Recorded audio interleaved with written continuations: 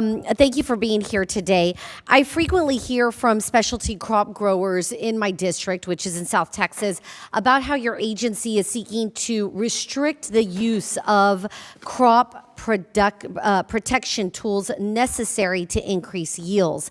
Now, by increasing yields, we can reduce the need for imports from foreign countries who don't have regulatory systems that are as safe as the United States. For example, onion growers in my district rely on the herbicide DCPA. However, the EPA issued an unprecedented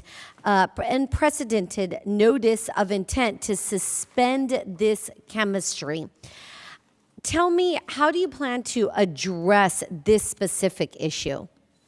And can you remind me of which pesticide or herbicide you're speaking of? So it is the herbicide DCPA. Okay. I will have to get back to you on that specific herbicide. So let's move on to the next thing that's very concerning to my specialty crop growers in South Texas. What we need to know is how you're going to streamline the review process in labeling for new products of fruits and vegetables.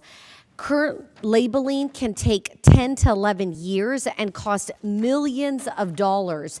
And so with fewer and fewer products to help our farmers, we need the insecticides, the fungicides, and even fertilizers that are lacking labels for produce.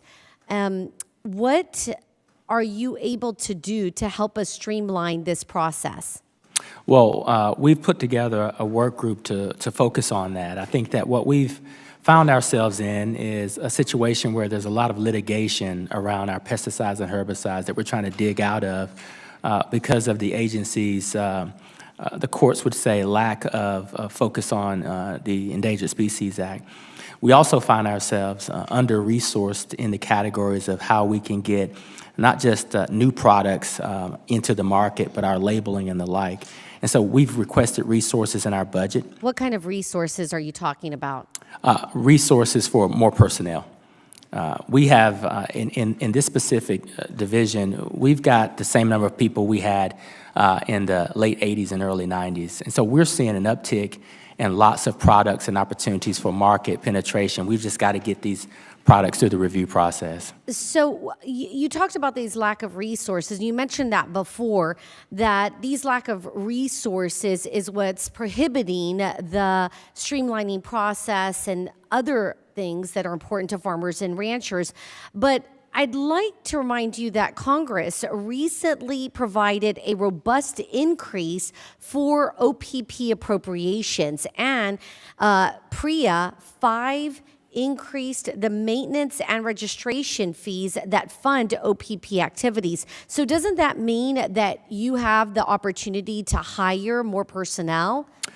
We are working on hiring more personnel, but the time that I spent with the entire agriculture community, I think they would tell you too that we're so far behind and so under-resourced and have so many products that deserve to be in the market, in the hands as tools for our farmers, that we need to continue to ramp up. I mean, we have to balance the fact that we're under a tremendous amount of litigation while we're reviewing a lot of new products, and we don't have the staff and the resources to do both of those things. So listen, I would love to make sure that all of our farmers have all of the tools that they have.